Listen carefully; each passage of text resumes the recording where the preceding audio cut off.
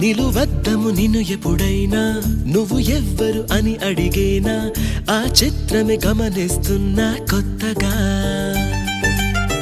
నువ్వు విన్నది నీ పేరైనా నిన్ను కాదని అనిపించేనా ఆ సంగతి కనిపెడుతున్నా వింతగా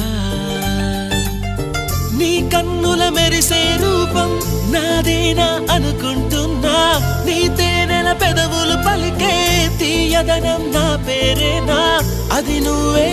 అని నువ్వే చెబుతూ ఉన్నా